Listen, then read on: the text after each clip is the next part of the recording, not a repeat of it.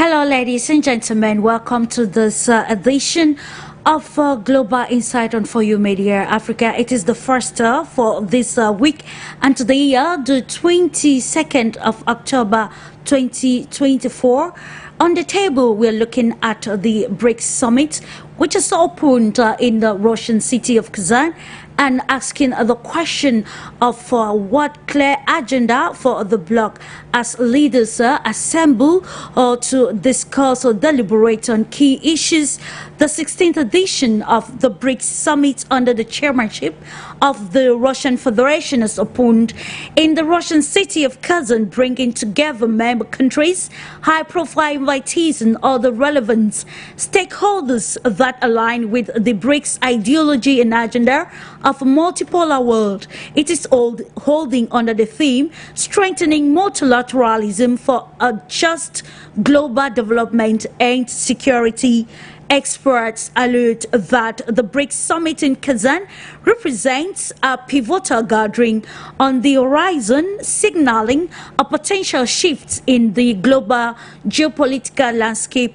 Host leader Vladimir Putin, together with his peers and other influential leaders, are expected to brainstorm urgent topics ranging from economic cooperation, national digital currencies, the need for a more inclusive global governance structure, and also discuss the expansion of the bloc, notably for the first time since its expansion, which welcomed Egypt, Ethiopia, Iran, the United Arab Emirates into the fold. Brics is poised to redefine its strategic objectives, presenting a united front probably against the backdrop of waning Western dominance in international affairs. According to reports, Brics in its expanded form represent over 45% of the world's population.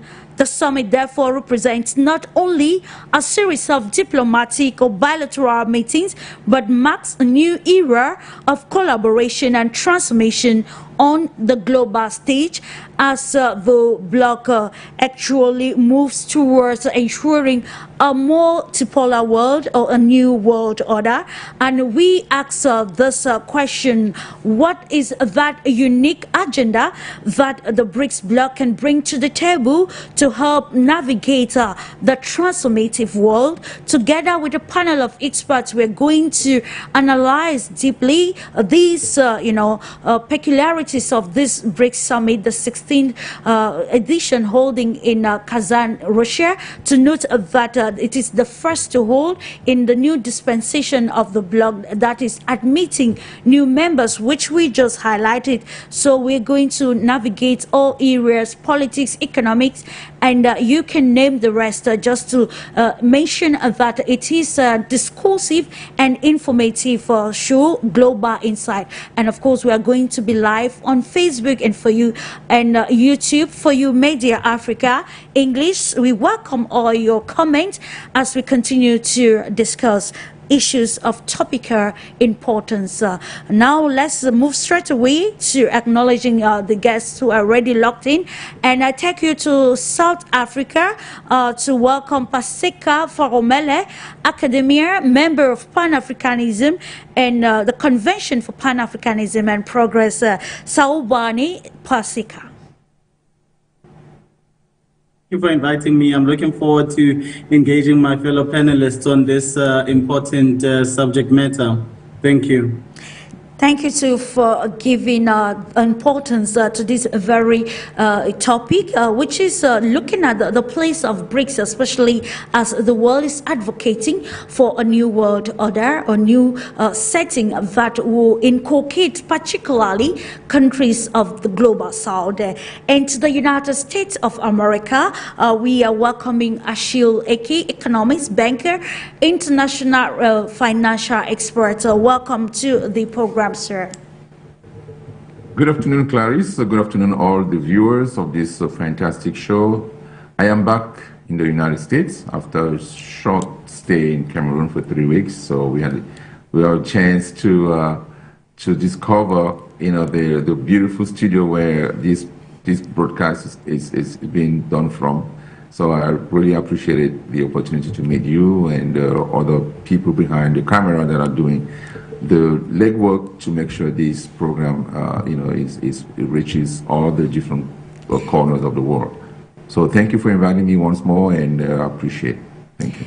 Thank you to Achille Eke. Just to highlight that you are also expert in corporate finance and the CEO of the investment bank called the Washington Valuation Group, located in Washington in the United States of America, and author of a new book titled From Beginner to Pro, E-Commerce Business Valuation Strategies for Online Sellers, which was published, ladies and gentlemen, on the 15th of August 2024.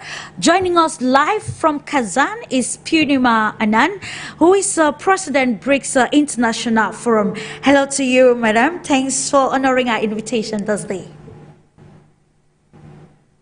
Hello, Clarisse. Very happy to see you, and Global Insight is working so well.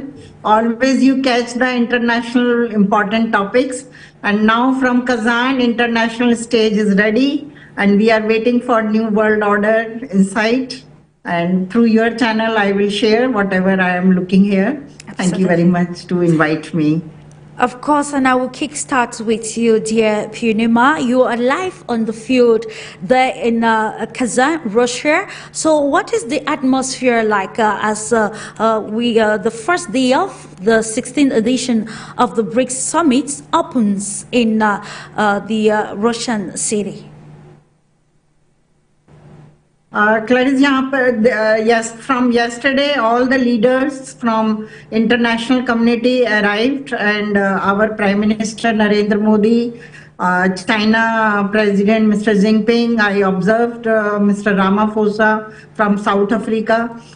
They all arrived here, and so many other international leaders and experts and media people are here. Here you will feel, first of all, very high security, and secondly, it is like a festival kind of atmosphere is here. Everywhere flags and banners are all over the roads, and schools are closed.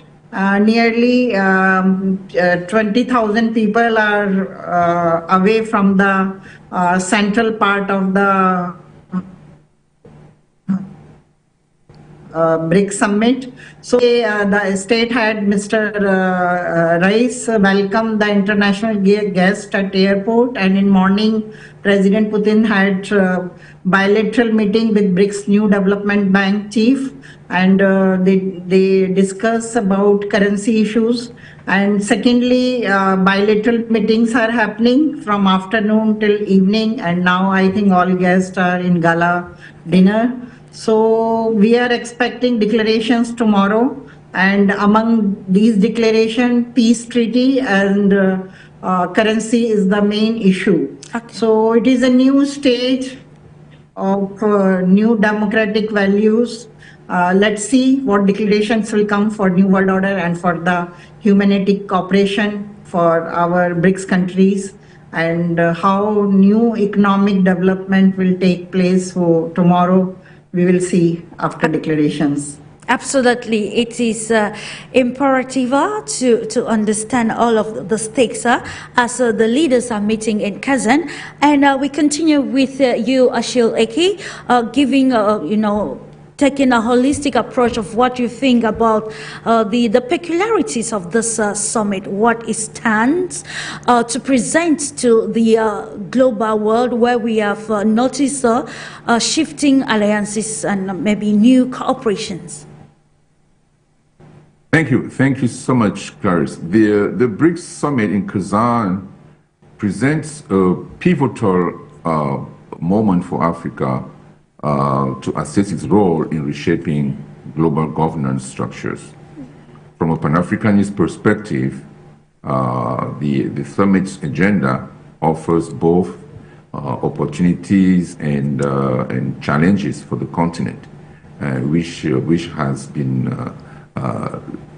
long been marginalized in international decision-making processes.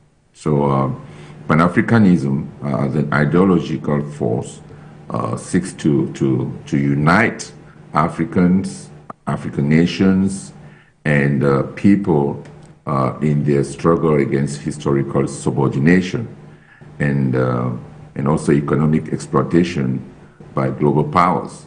So the Kazan Summits focus on promoting multipolar world order aligns with Pan-African aspirations to dismantle the remnants of colonial and neo-colonial economic structures that have perpetuated inequalities and hindered development across Africa.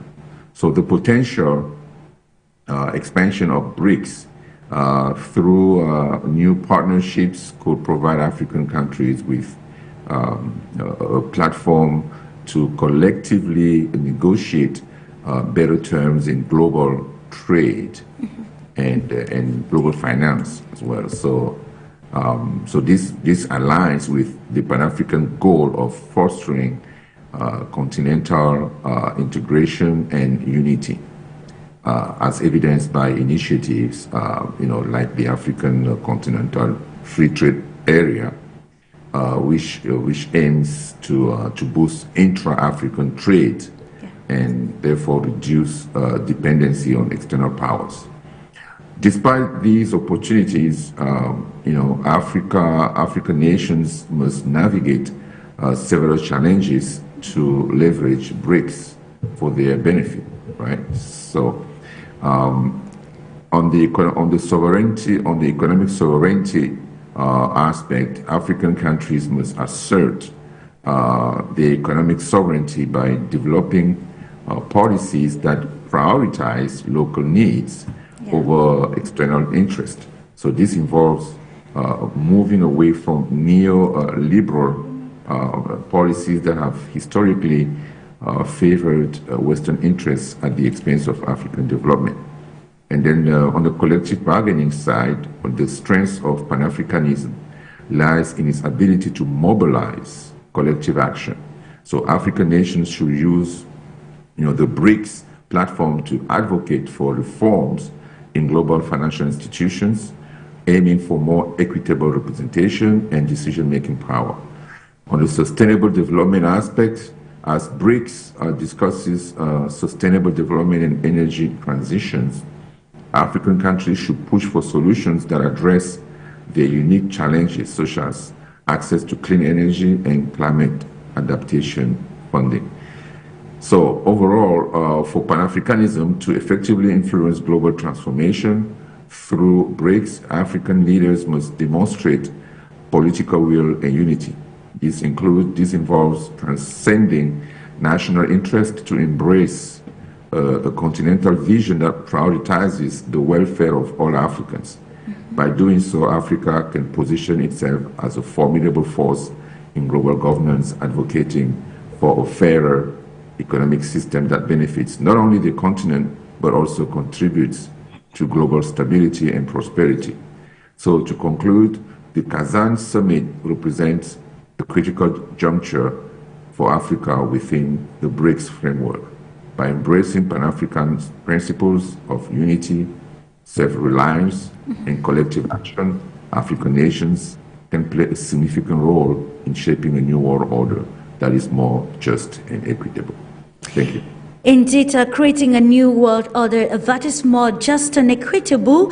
As the bloc stands with a unified agenda, there is also need to determine, of course, what agenda Africa needs to bring to the table, and if the continent and, of course, African countries representing in the Brics already have a clear agenda to exploit this scope to fast-track the changes that Africa needs, which will align, like you've said, Mr. Ashil Eki, with the philosophy of Pan-Africanism. And this takes us to the next question, directing to you, PASEKA PHARUMELE.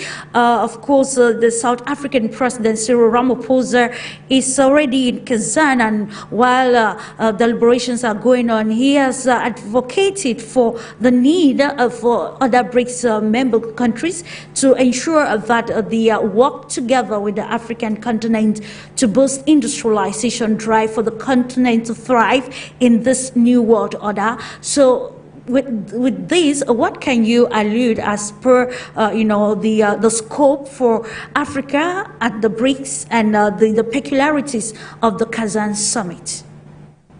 Thank you, Clarisse.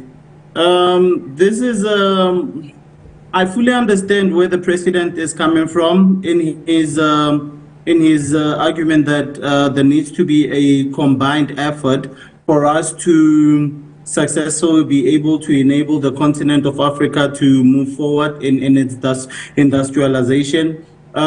This primarily comes from the fact that a lot of the parties involved in the summit itself do not necessarily share similar ideological positions, and this thus makes it a bit difficult for Africa itself in its premise to successfully be able to work within itself. What I'm trying to say is basically you have countries within the continent itself which fail to successfully work together for them to be able to cooperate to a point where you could successfully be able to move Africa forward. So in him saying that there needs to be better cooperation and collaboration between countries that are involved in BRICS, he is basically just trying to hint at this idea that better collaboration is much needed, not just with external parties, but within parties that are within the continent itself. Yeah. And with that, then we might be in a position to see a much better position for ourselves and a much better position for our fellow BRICS members who are external, because a stronger African continent means that you have a stronger BRICS organization. So I do think that this is very important, especially with the context that has been provided. Thank you, Clarisse. Thank you so much, PASEKA, for the introductory statement, and it is imperative for what you've said. But then, what can we make of the summit? What agenda, what clear agenda does the BRICS bring to the table in the transformative world? Just been informed that Dr. GNAKA LAGOKE has joined.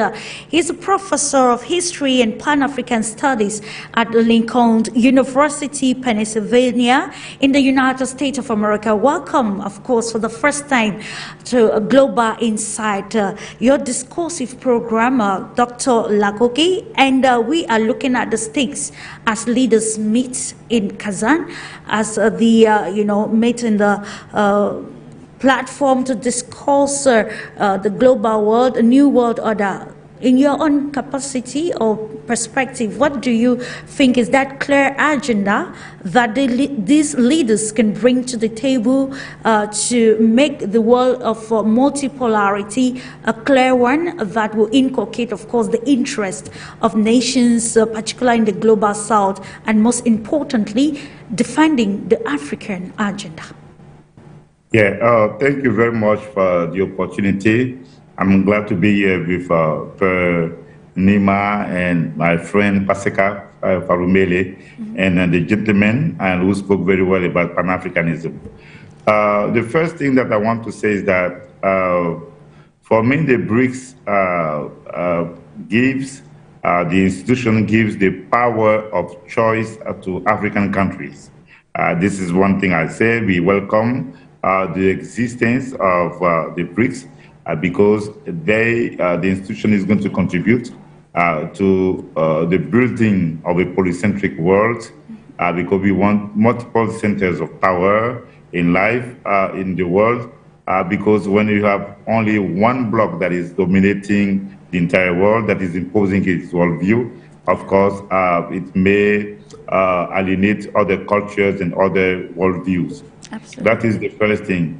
The second thing, as Pan-Africanists, we welcome the existence of the BRICS so that it can give a leverage to those African leaders who are fighting for the sovereignty of Africa, to contribute to the building or to the construction of a better world. But contrary to many people who are so excited about the BRICS, I'm going to say something which is going to be a little bit different from what everyone is saying about the BRICS. Yeah.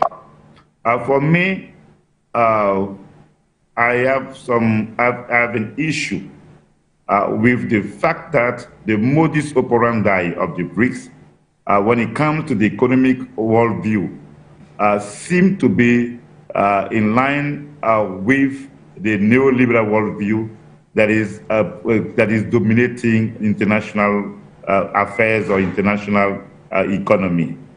On this, I'm going to take no more than 2 minutes, and that will be my vision about how I see the BRICS. What we want to see, we want the BRICS to bring a new philosophy, a new economic philosophy to the world.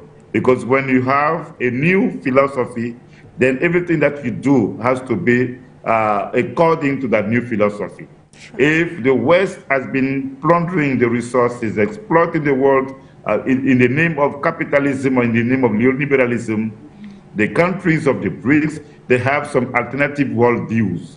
And then quickly, Russia, they have a concept called MIR, M-I-R, which is called the village nation, which is about community. In India, they have Satyagraha, which means hold fast to the truth, which also put emphasis on what? Community. Yeah. Brazil, under the leadership of Lula, we have Bolsa Família, which help Brazil lift millions of people out of poverty. Yeah. And in the case of South Africa, we have the Ubuntu philosophy, which puts emphasis on community, humanism, and then collectivism. And then we have in China Confucianism, which is also about community and then like humanity. Yeah. And now that the BRICS opened its doors to countries, to Islamic countries, then we have the same notion called Ummah for the Muslim, which puts emphasis on the notion of what? Community. For me, these values, which have in common humanity, humanness, collectivism, should be the alternative worldviews that the BRICS countries should take in order to promote a new worldview or a new economic system. Yeah. Because the way they're doing business now, we don't see like a major difference. They may contribute to building a polycentric world. We don't see a major difference in the way they want to do business with Africa. It's not that different from the way the West has been doing business with Africa. Mm-hmm. By doing those contracts and giving 15 of less than 20% of those African nations, this has to change based on the change of a philosophy. That is my first take on the conversation about the BRICS. Thank you so much, Dr. GNAKA LAGOKE. Of course, and your analysis comes to validate our topic, which is asking what a new agenda or clear agenda can the BRICS bloc bring in, in this transformative world.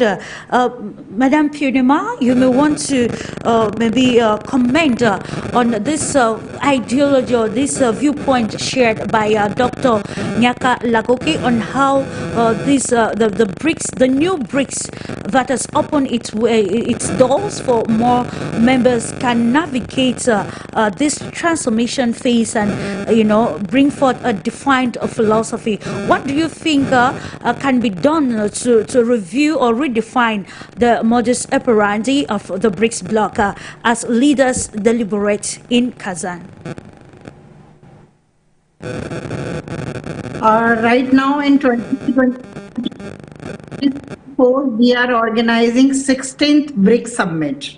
And now we become teenager in the BRICS conferences. And we are having many blocs in the world like G20, G7, and United Nations, Security Council, NATO. And BRICS is also a rising economic group. And what we are expecting, what transformation will happen, this is a very important question of today's conversation. What I am feeling that during this BRICS 2024 summit, 2-3 agendas are very important, and I don't think that our leaders will reach to any solution on that, because Ukraine-Russia crisis is their border problem, and this is between Russia and Ukraine.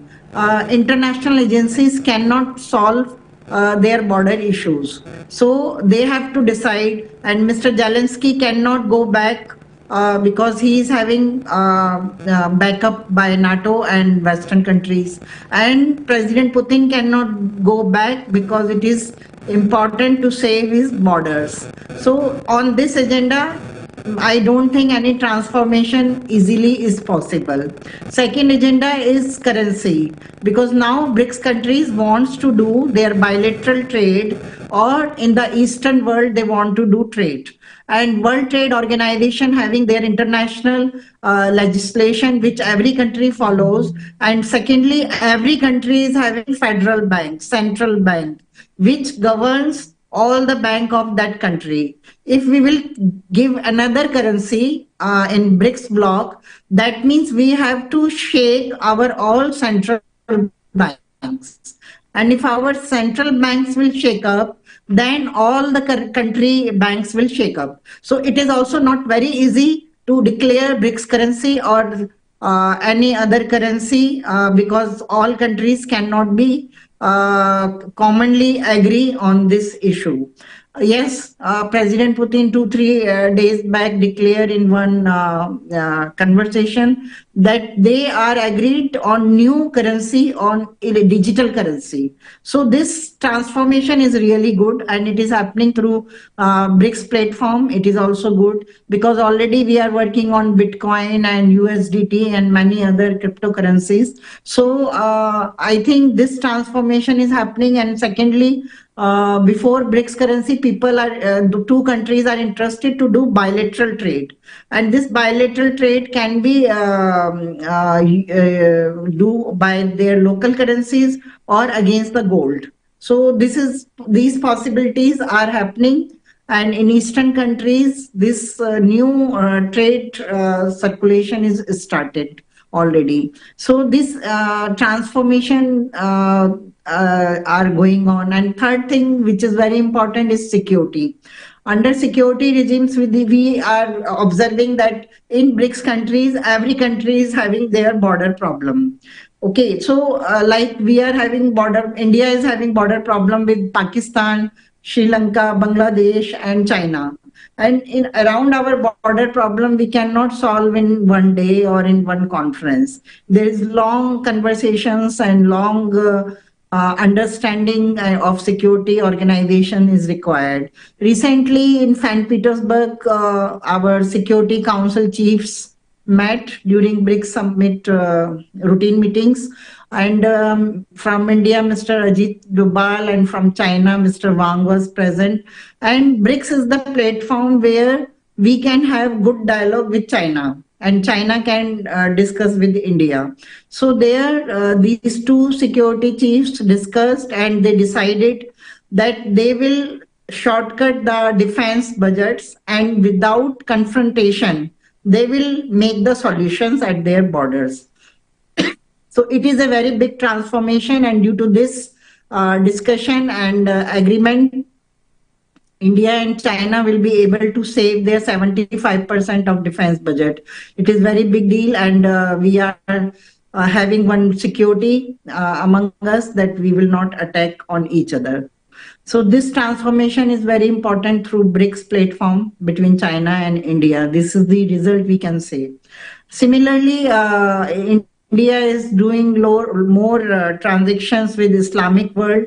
UAE is very active, and Islamic banks are having different regime of giving loans and funds. So this new blend between Islamic banks and current federal banks and BRICS new development bank will create new opportunities for the investment and finance system, and new fintech technologies will also get benefit from these.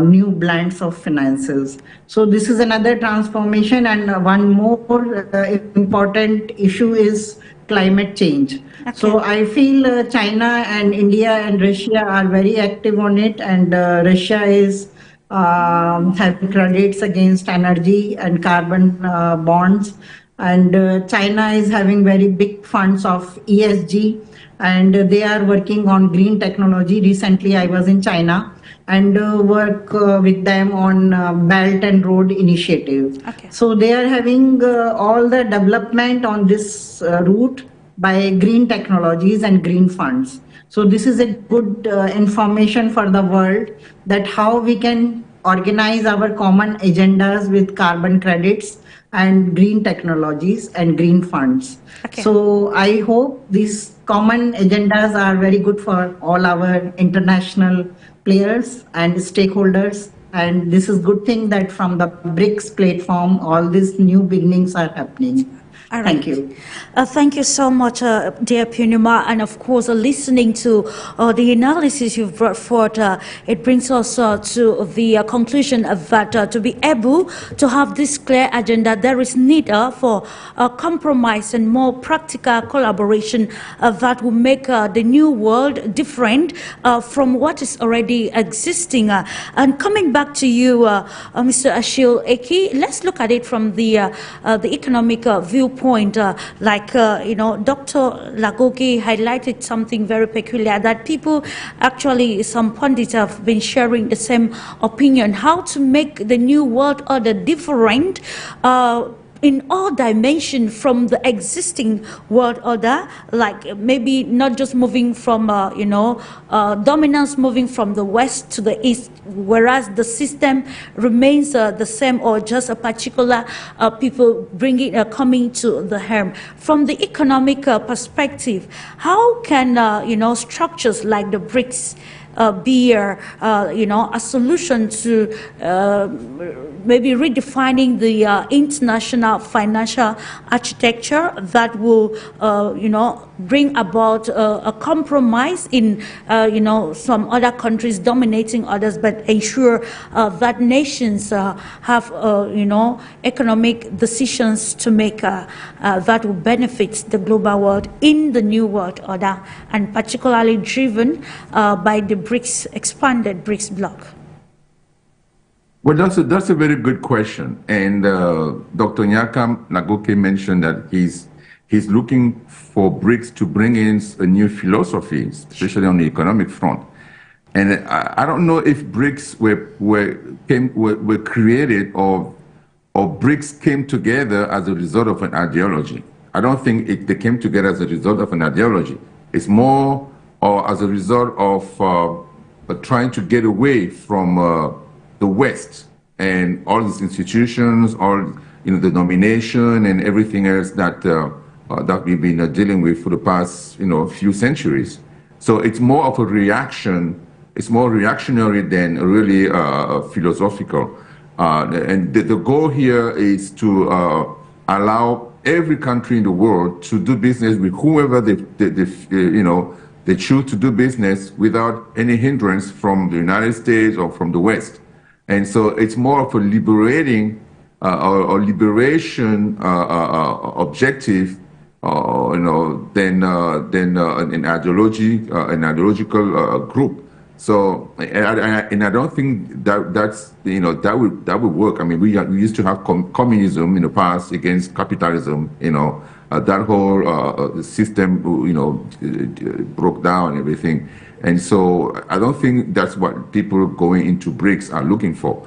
People going to Brics are looking for opportunity to do business with whoever they choose to, without having the nose of the CIA, of the FBI, or the Department of Treasury, or whoever from the United States, putting their eyes on it and listening to what's going on, having a say, especially using the dollar. So they're trying to break those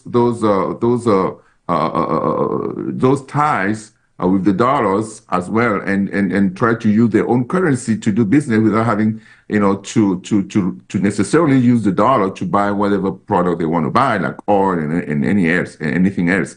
So that's how BRICS came about. It's more of as a reaction to the U.S.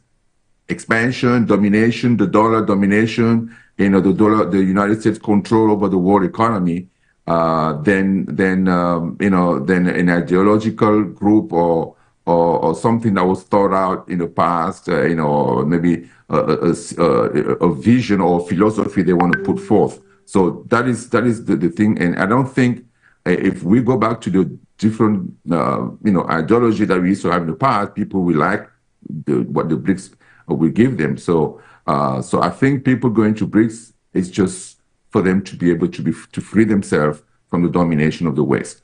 So that is the goal of the BRICS. It's not an ideological group.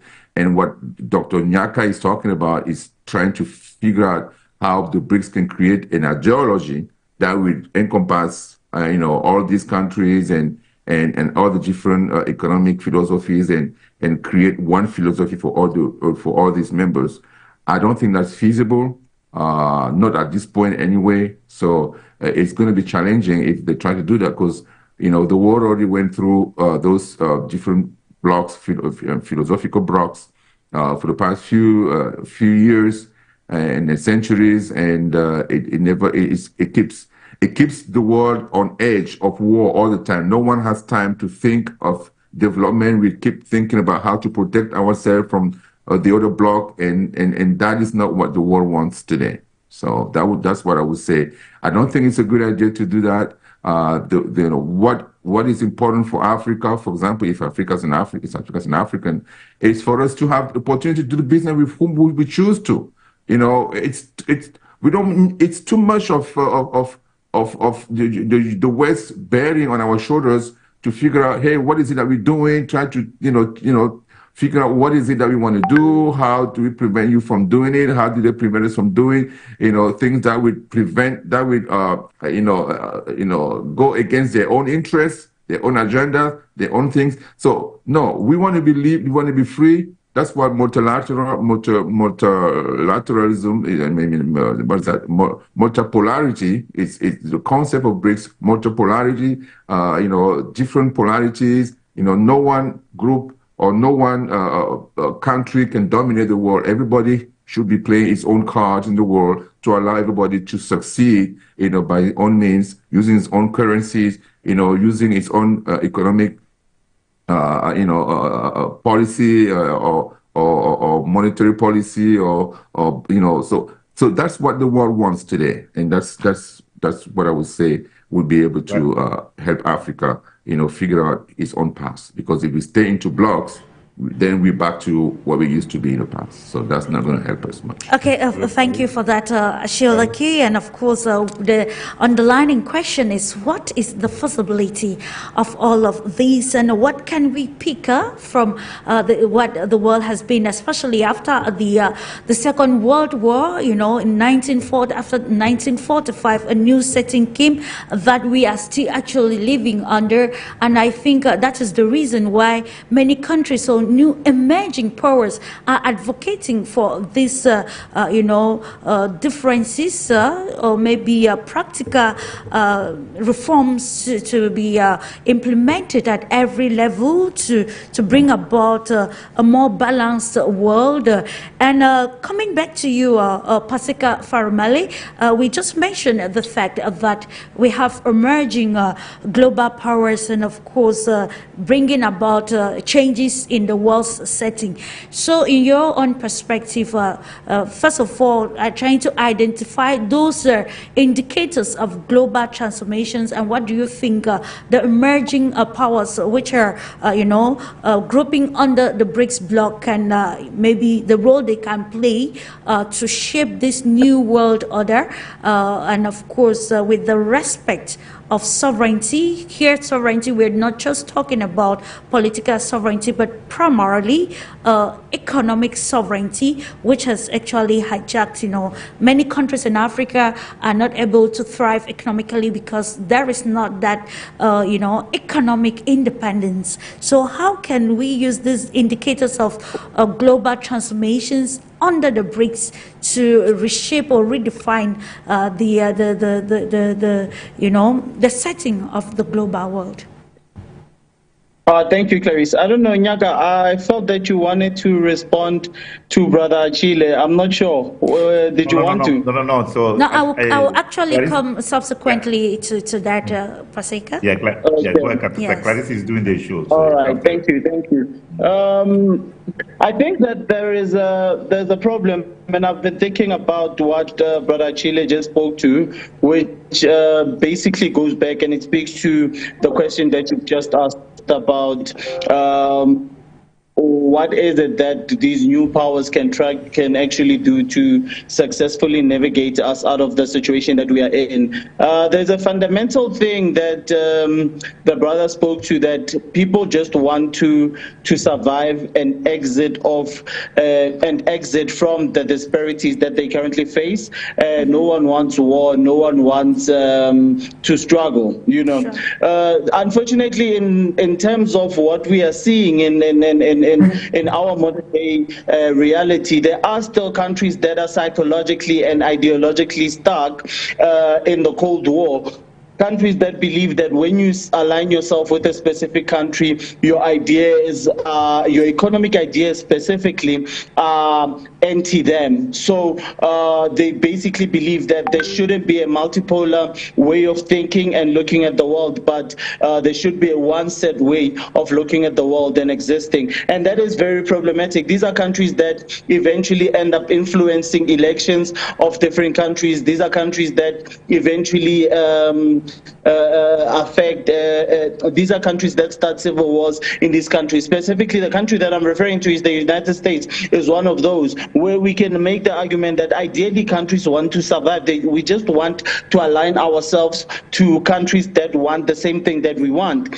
But in practice and in reality, that is not the case, because a lot of the countries that we can look at, for example, in South America, if they come out and say that they are fully in support of ideologies and ideas that are shared by China and Russia, and I'm not saying that China and Russia have exact ideologies, but if they align themselves with them, there tends to be some repercussions to that from their northern neighbors. There tends to be some kind of tension between themselves and them, and which is why I find it very problematic why the United States has frowned the way that it has frowned on Russia trying to protect its boundaries by trying to neutralize the Ukraine when the Ukraine wants to align itself with NATO and the United States. It's quite interesting because the United States would not allow Russia to be able to have a military base just next to them. And there's this contradiction that also happens, and I do understand that I've not spoken directly to your question, but I will get to that. Absolutely, I just wanted to get this point across, where they say, if you listen to what NATO is saying consistently, that China is hostile, but you look at a country like China, you look at Russia, and you look at which country has military bases around them, and compared to them, if China itself has any military bases around that said country, you see this hypocrisy that I'm speaking to. Yeah. There is this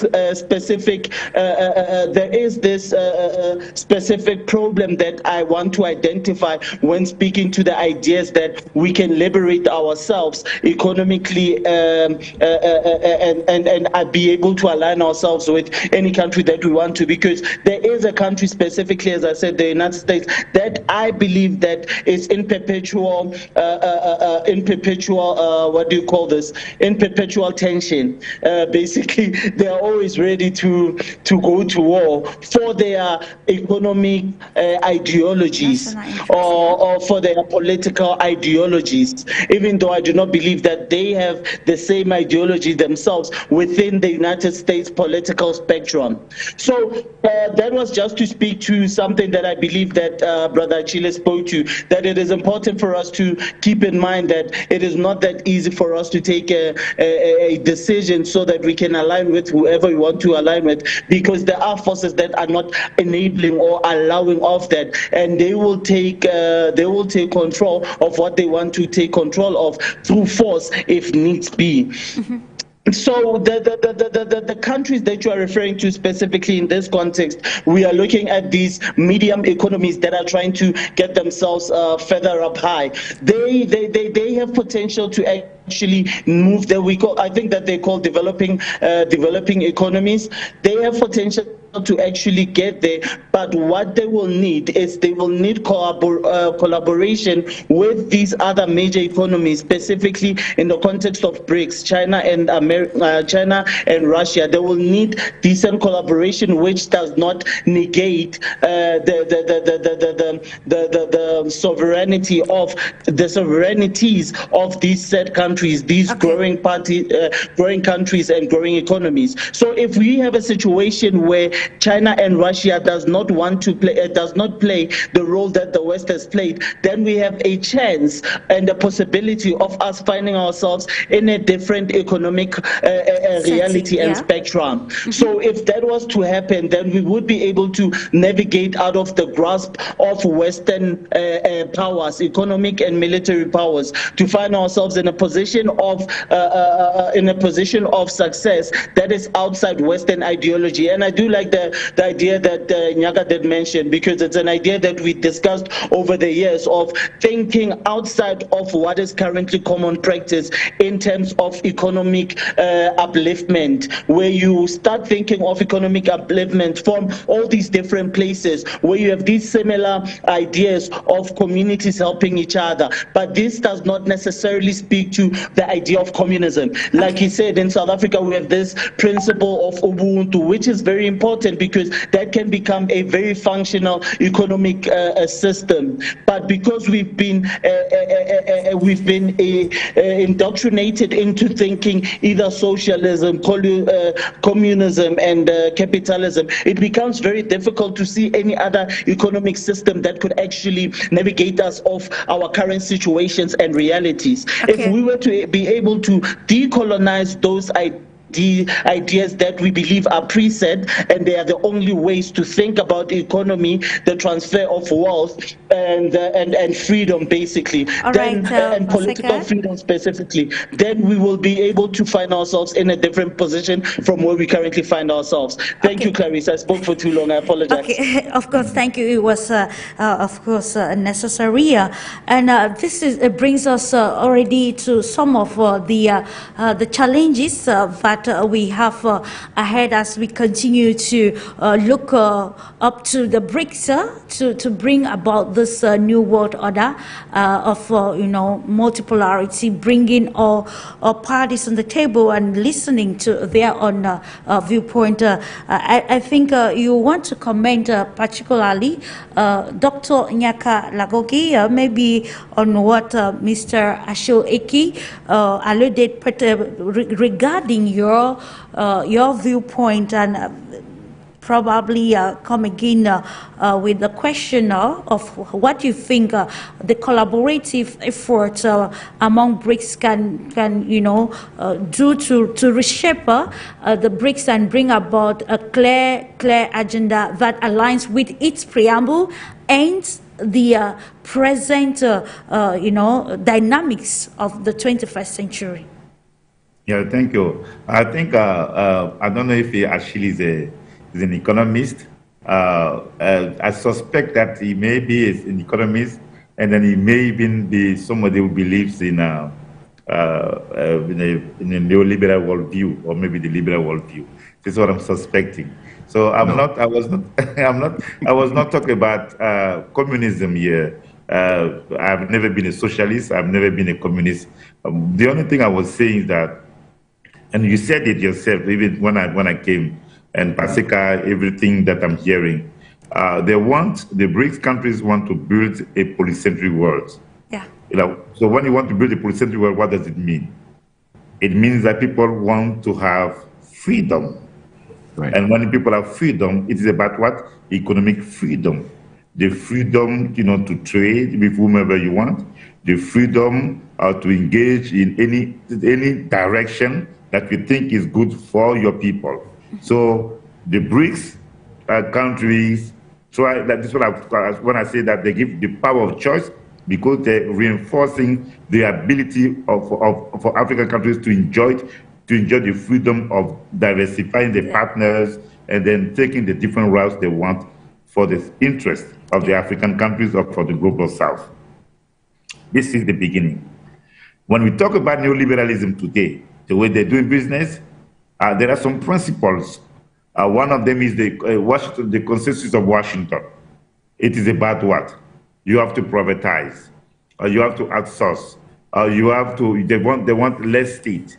These are principles of what they call the economic rationality. These are principles of neoliberalism.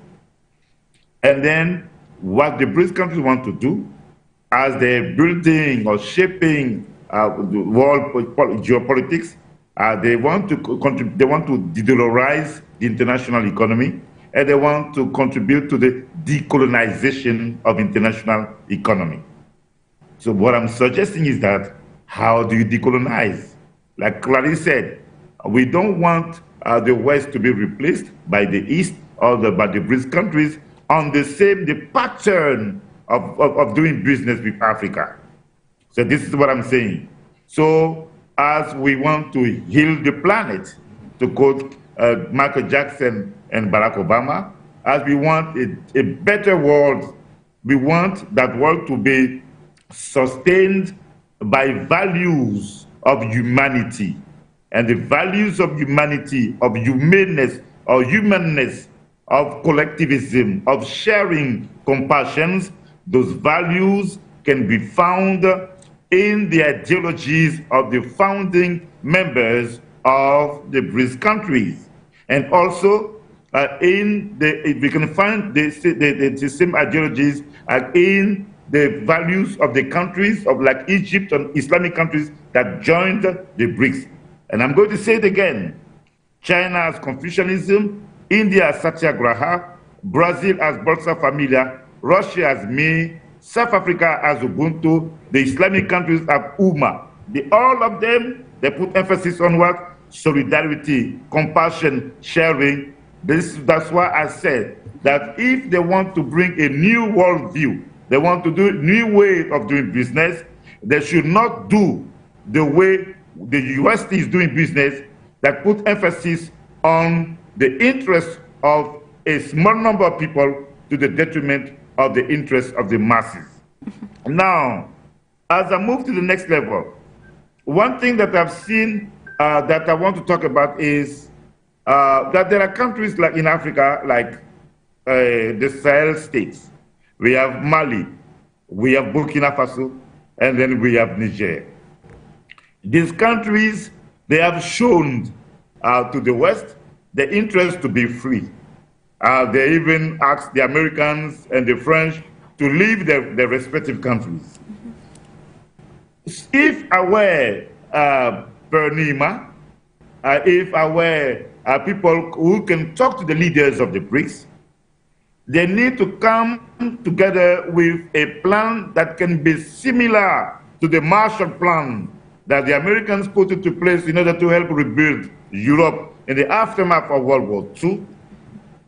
They should be doing that to provide the funds that these countries that are aspiring to be sovereign, so that they can have the means to sustain their respective revolutions. Absolutely.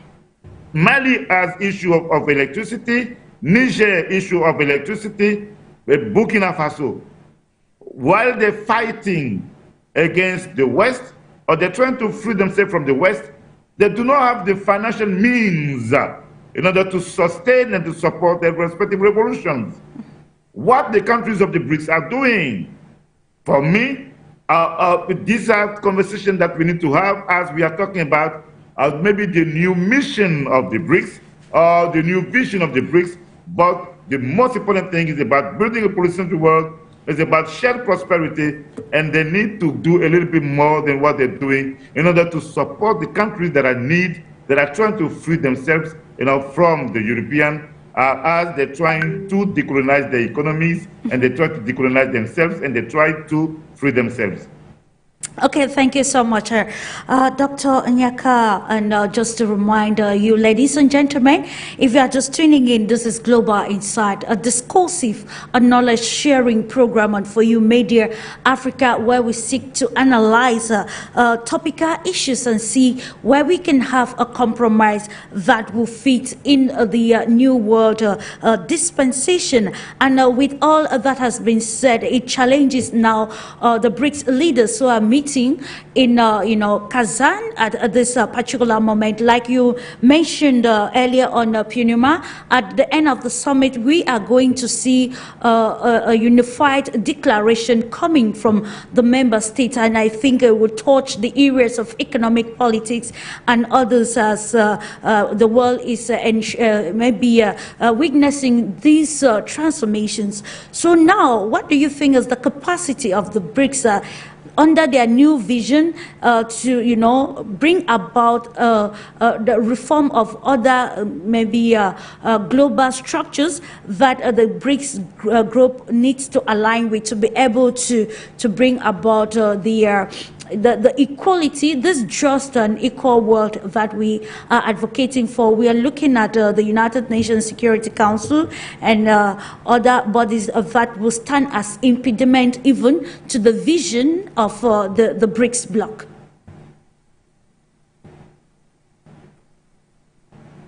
To who? PURNIMA. Okay. Hello, PURNIMA, are you still there? Okay. Well, Clarissa, I muted.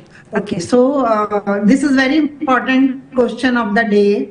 And today in your discussion, I observed and heard all other speakers from West to East and Africa. The main question is that what we are dreaming, okay, what is our vision with this transformation? From Western organizations like United Nations, WTO, and many international organizations who were governing world till now. And now from 16 years, BRICS is coming up and we are saying we are good, you are good, and what we are giving from BRICS to the world. And according to me, what is very important, because so many chapters are there, as I discussed, different dimensions, currency, security, climate change, and many other issues are there. But I am concerned with one issue, that as a woman, what we are achieving from the BRICS economies. Because in our countries, in Asia and Africa, many children and many women are still dying with hunger. Is BRICS is having capacity to provide food for all? Because so many things we cannot discuss, we cannot achieve. One thing I want to focus, that BRICS is saying that we all are equal, and we are saying that we take decision according to all people's consensus. Okay, so now first thing which is burning question of the day is BRICS summit and BRICS players and BRICS leaders are able to give this assurance to the world that yes, we will provide a program under which everybody will get food with dignity, with nutrition value. Yeah. So this is my first area of interest, that no child should die due to hunger under the BRICS economies, especially in Africa and Asia. And if this agenda is important for the BRICS countries, BRICS leader, then we are really happy that we are entering into new world transformation and we are going towards prosperity and security of our next generation future. We don't want to give our children for the hunger and for the war. We want security and peace. So this is the transformation common people need today from the BRICS summit, and I hope we will get some results on it, because yesterday in one press conference and Technopart conference, we declared Food for All program. Let's see how this program will take place and how many countries are supporting this program. So let's see, we don't want hunger, we don't want war, we want peace and prosperity for everybody, for all human beings and for all countries at equal level. Thank you very much. Thank you too, dear PURNIMA, and of course, talking about inclusivity. How can the world live and of course ensure sustainable development? And that's what I'm going to channel to you, Mr. Ashil Eki, mechanisms to be established in the new Brics vision to foster sustainable development and investment in infrastructure. Particularly in emerging economies within, let's be more particular from the African perspective. Good question, Paris. Thank you so much. Yeah, I just wanted to say to Dr. GNAKA that, I'm a financial person. I'm not mostly an economist, mostly financial. And I'm not a liberal guy. All I'm saying is that based on what he said BRICS should bring a new philosophy, economic philosophy to the world if they want to be different from the West. And this is where I disagree with him. But, based on what he just said earlier, there's a total agreement between him and I. We're on the same page now, so there's no issue there. Just wanted to make sure that, that philosophy thing, because philosophy means that we all have to have the same understanding of things, whereas when we look at BRICS today, they're all divergent. There's, just like you mentioned, China has Confucianism, Russia has its own, Africa, everybody has his own way of thinking about philosophy, life, how to better people's life. And at the end of the day, that's all what we want. So I'm glad we have an agreement on that. So coming back to your question, Clarisse, I think what Africa and the whole world wants today is the opportunity to do business with whomever they choose, really. I mean, it's true that, the reality, as mentioned by Mr. PASEKA, is that, there are powerful, groups, powerful nations like the United States and the West that are, preventing us from doing what we want. That's true, but the idea is to figure out how to get away from that.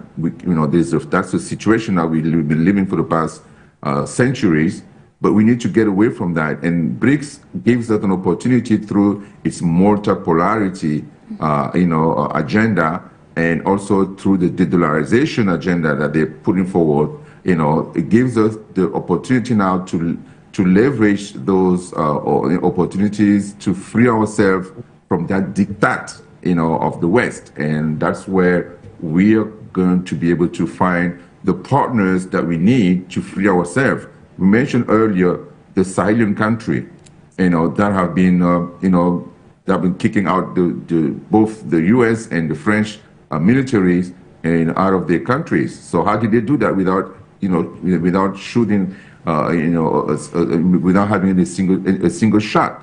So that's just because people understood that, when you align with yourself with countries that have the same vision as yours, have the same interests as yours, and that are powerful enough to provide you with the means to be able to protect yourself, defend yourself in case of attack, and that also it's a way to influence the other countries like the West, to understand that, hey, now if you attack those countries, they have powerful partners behind them to defend them, and this could get worse, and it's not very productive.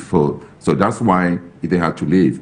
But that's the strategy we need to focus on. The idea is every country can leverage BRICS today to figure out how to focus on its own development and find the right partners that they can do business with without looking looking back and being scared of either the French or the Americans coming and trying to challenge them and trying to prevent them from doing business with who they want. So that's the idea.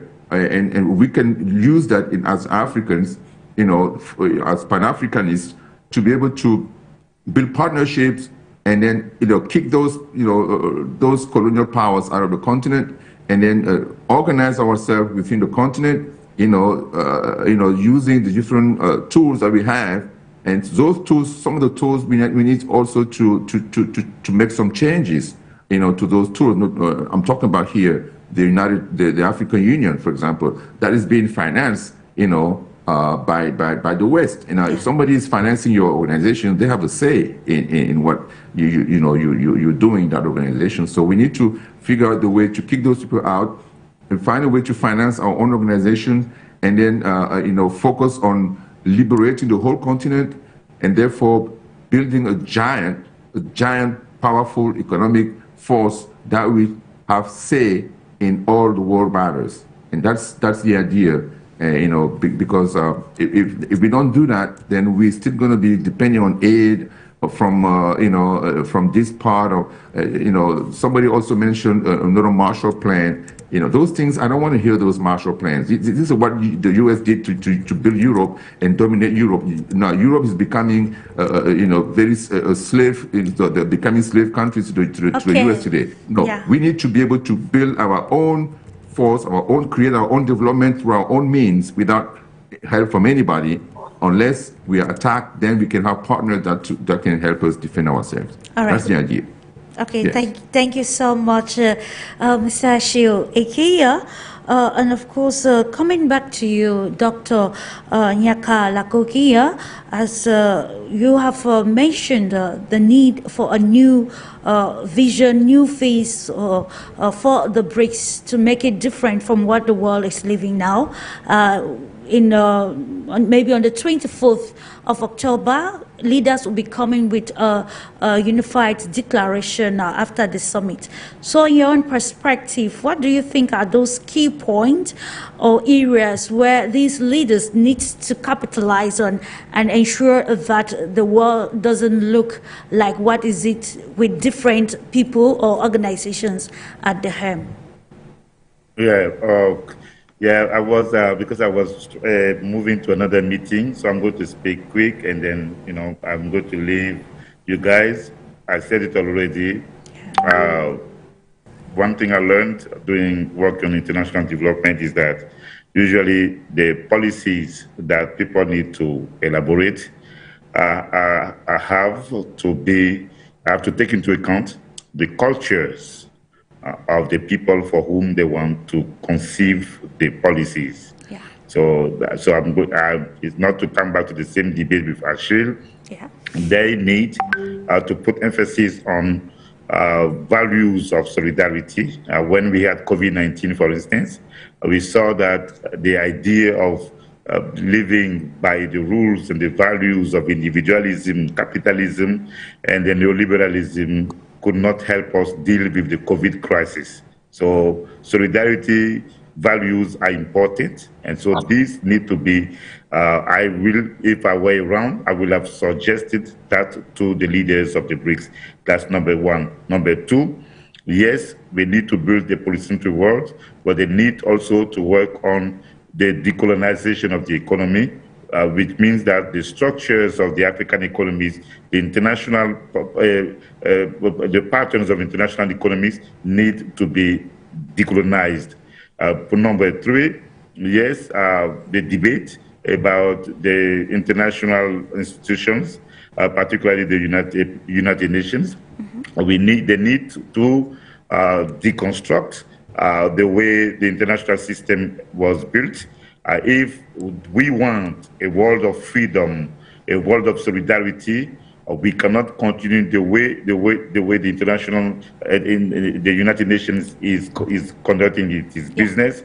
The veto right, if they want to keep the veto right, they have to give that to some African countries that are going to join, or they should join. They have to join the Security Council of the United Nations, or they need to understand that the international system has to be deconstructed. Okay. For me, these are things that they should do so that they can show that they mean business, that they're sincere about building a new world.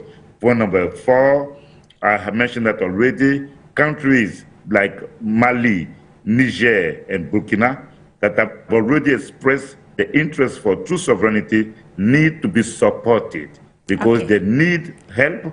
They cannot get that from the West. They need to get that from the Brics countries, and Russia and China have to take the lead in order to make that happen. These are the elements that I would like to see in the way as they try to shape, the architecture of the new Brics. Thank you. Thank you so much. I think they're doing that already. Thank you so much. The Brics already supporting the IAS countries. LAGOKE, not really. I was in Mali, and they had electricity problem there. I was there. Yes, thank you very much. They're building power plants.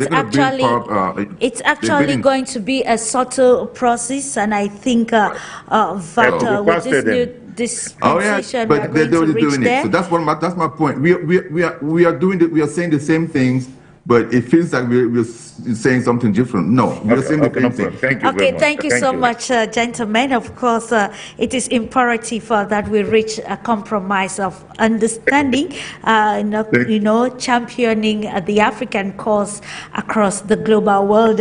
And now I come to you, PASEKA PHARUMELE. We still on the perspective of Africa. We are looking at the Sahel states that have taken a milestone and entering into real cooperation with BRICS nations. Let's now bring it to this for a point to look at African countries like Egypt and Ethiopia that are officially members of the BRICS bloc in this new dispensation. So what role can these countries play to advocate the Africa's agenda, and what competitive advantage? Today we're talking about 3 African countries being members of the BRICS bloc, but 2 of these countries have some diplomatic feuds. How can we navigate this to not derail from the agenda to that will be more transformative under the Africa We Want Agenda 2063? Thank you, Clarisse. It is going to be a very difficult one, because if we are speaking of countries that do not share similar ideas, thus end up being in disagreement, trying to get them on board so that they can work towards a common goal, that is very difficult, because at the end of the day, this should be the responsibility of leadership to understand that there are problems that are bigger than their own problems. So what I'm saying is that the liberation of Africa and its independence is more important than feuds between countries. These 2 things are very important, even though I understand that when presented at the same time, some countries will tend to disagree. They will tend to believe that both of these disagreements are the same, or both of these problems are the same. But realistically and in practice, they are not the same. The liberation of Africa and the rest of the countries in the continent is more important than the problems that countries have, the diplomatic problems that countries have individually. And I wanted to speak specifically to the question. When you started it, you spoke to specifically the problems of the Sahel. I think that there is something that we necessarily need to discuss when we speak into the Sahel.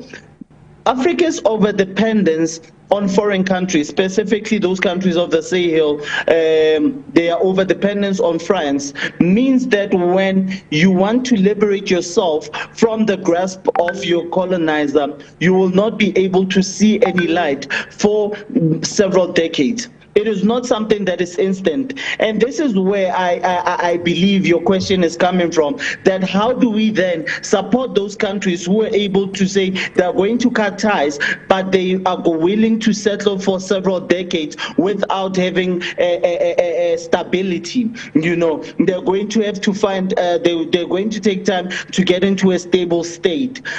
The the reality of the matter is that these countries that are semi-stable, I look at Ethiopia. In Ethiopia in itself is not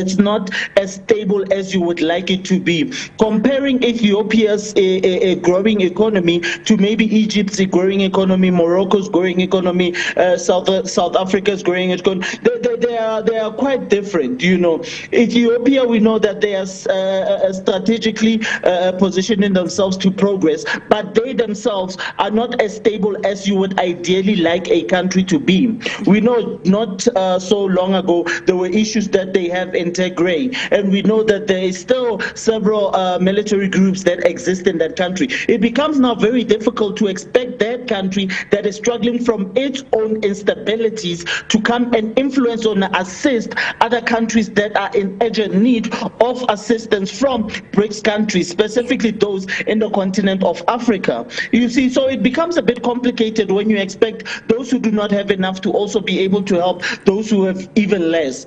But with the concept of Ubuntu that we spoke to earlier on, I believe that the little that we have should be enough for us to be able to successfully navigate the system that continues to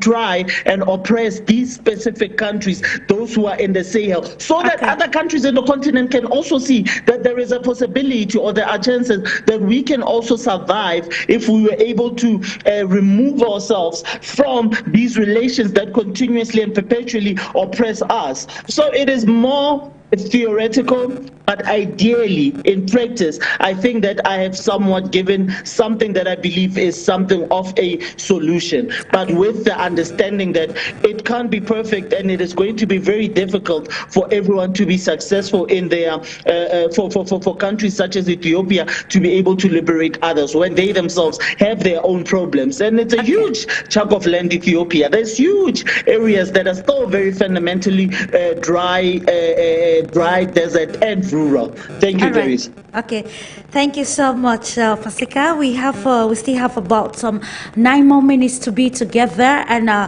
it will bring us to the concluding statements from all the participants. And I start off with you, dear PURNIMA, with all that has been said from the start of the program till now. What do you think is the scope for the Brics to navigate this complex world, the reality of a new world order?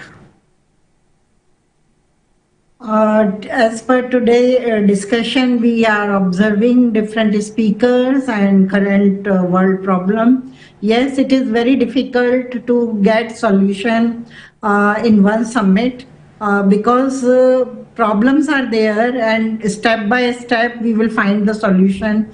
But this is one good thing, is that we are having another new platform where we can discuss new world order expectations, our visions, and what we need. This we can describe in new format. So we are coming out from Western think tanks, we are coming out from Western international organizations, and we are developing our think tanks and our organization to do work together, to do the new alliances for new world order. I hope step by step we will get the solution, and this BRICS summit will also give new opportunities and new currency solution to BRICS economies to get strength and new areas for the trade routes.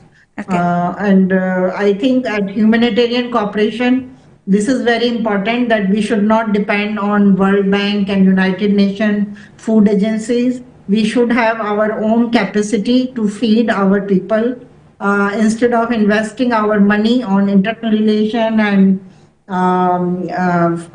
weapons to fight with the different countries. We should have peace solution at our borders, and we should provide good opportunities to our next generation. I am expecting this from BRICS 2024, at least at our own capacity. We will unite and we will support each other. Indeed, the expectations are actually high as the world is watching. To note that this summit is actually attracted the attention of the global world because it is of great importance, given that the host country is actually navigating, a whole lot of economic sanctions at this particular moment due to the proxy war in the eastern Europe. So the stakes are actually high. And a concluding phase from you, Mr. Ashil Eki, on the expectations as the BRICS leaders continue to deliberate in Kazan. Right. So I think the expectations are based on the agenda they put forth on this event. The expansion and multipolarity, that's one agenda, that's one point of the agenda, meaning that the significant focus of the summit is going to be on potential expansion of BRICS through establishment of new category of partner nations. So this move is part of a broader strategy to promote a multipolar world order. Therefore challenging Western dominance and advocating for equitable global development. So on the economic cooperation and financial system front, this summit discusses the creation of new financial instruments that are independent of Western control, right? So this includes the introduction of Brics Pay, which is a new currency, a new payment system that's designed to facilitate trade among member states without relying on Western systems like SWIFT. On the third front, there's sustainable development and energy transition, which means that cooperation for sustainable development is a priority with discussions on transitioning from fossil fuels to green energy while prioritizing national economic interests over climate goals. Okay. The fourth point is information security and AI ethics. The summit addresses cooperation in information security and the development of a code of ethics for artificial intelligence applications. And then the last one is health initiatives, which means that there's a proposal to establish a BRICS Medical Association that's aimed at creating an early warning system for infectious diseases and epidemics in the world. So there's a lot that we expect from this summit, and it looks like there's at the end of these 2 days, this 2-day summit, we're going to have a lot of decisions made, and hopefully that will really help the world be a better place to live. Because we're tired of war, we're tired of famine, we're tired of domination, we're tired of control, we're tired of all these things that are preventing people from giving their own potential. Okay. Only few countries have the right to live freely, to enjoy their resources, they're endowed by God, in their soul. Only few countries have to enjoy this world. No, we have to expand that. We have to cut off all these hindrances and then, chart our new path. And BRICS is the way to go. Indeed. Thank you. Indeed. Thank you so much, Mr. Ashil Eki. We need to chart the new part that includes all of humanity. We are ending off with you, PASEKA PHARUMELE. 2 minutes, please, as we round off. What are your expectations, or what do you think are those major decisions that will be binding at the end of the Kazakh Summit come October 24th, 2024? Thank you, Clarissa. Just quickly, I think that clarity and understanding on the way forward in terms of the BRICS banks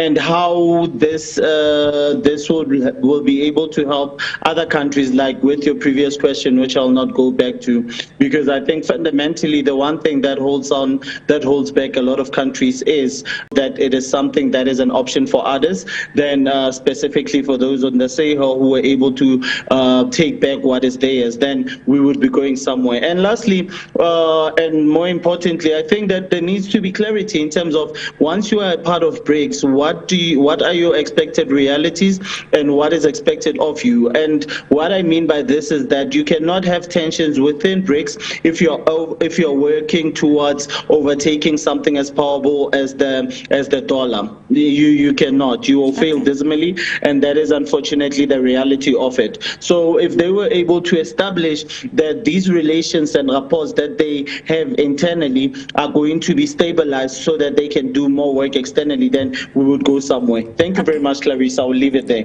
Thank you so much, PASEKA PHARUMELE.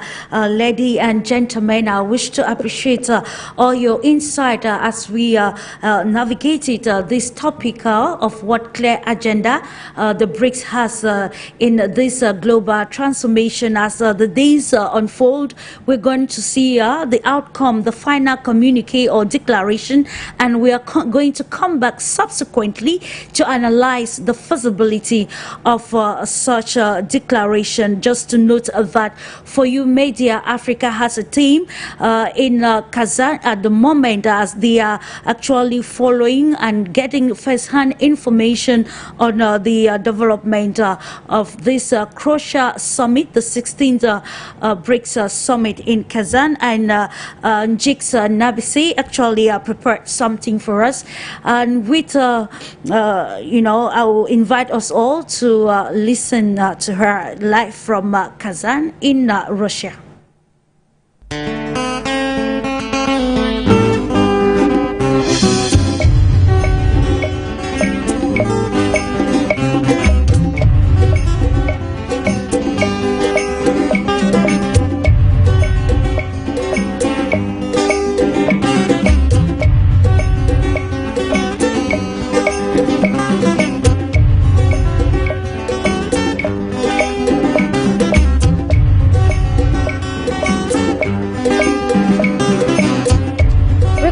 In Kazan, Russia, where the 16th BRICS Summit is taking place here, and of course numerous heads of state and government have made their way here for this historic summit of its kind. And of course we should note that we have seen South African President Cyril Ramaphosa, who arrived here to participate at this year's summit, including the Prime Minister of India, Narendra Modi, which equally highlights that in China's President Xi Jinping equally made his way to this year's summit, and the Iranian president equally answered present. Meanwhile, the stakes are high. These various leaders, including leaders from the African continent, who are expected to participate in this year's summit, shall be signing numerous bilateral cooperations, and of course we'll be discussing not just economic growth and development, but shall be discussing equally security. We should highlight that at this year's summit the security has been tightened, and of course the Russian Federation has made sure that every individual, be it a media entity or say a government official that takes part in the summit, is safe. Ladies and gentlemen, For You Media Africa is on the ground. Reporting is Jiks Nabisi, Sikandumbe, and of course Ali Diallo for You Media Africa. And that brings us to the end of today's edition of Global Insider. Do have a lovely moment as you continue to watch programs on For You Media Africa. Always have in mind that it is another view of the world. Thank you so much. Bye-bye.